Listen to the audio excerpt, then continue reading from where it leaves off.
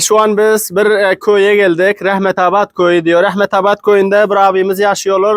Bunlar börede yaşıyor ekenler. Kendileri kaç sene olup börede yaşıyor.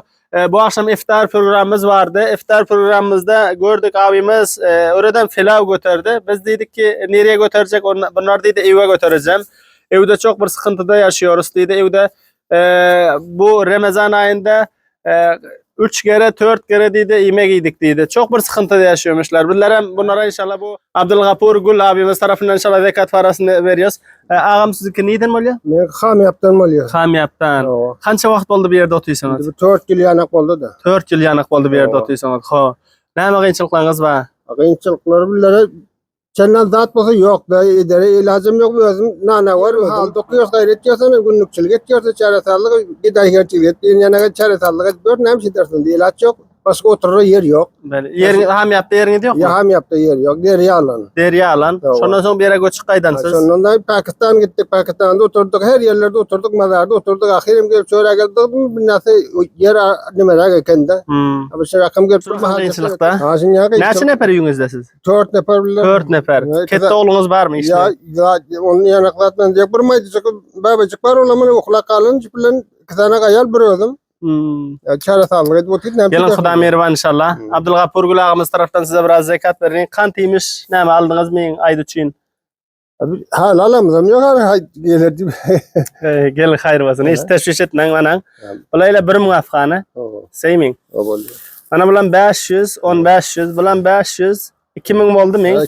Bulan 500, bulan 500.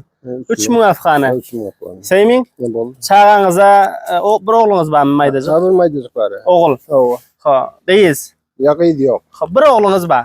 Ha, bir oğlunuza 1000 rupiýasyna basaýmaýla köýne gişden alyň. Hoş. Abdülgapur Gül ağamız tarapyndan zekatyndan başga galanna hem güzüranňyza kantymış alyň. Haýtda mana dosiýalaryňyz geler, gowmlaryňyz geler. Näme diýdiňiz? Bolýar inşallah. Şulara bir dua edip berin. Hani layığın sadaka her niyete verilmesi zekatlar kabul olsun, sadakalar kabul olsun, her niyete verilmesi biller yana qarib bu haldan haber alsalar biller yana qaribleri getirseler, zat verseler, muvat verseler mertebesinde Huda onların ziyat etsin, biri 10, biri 1000 olsun. Allahu ekber.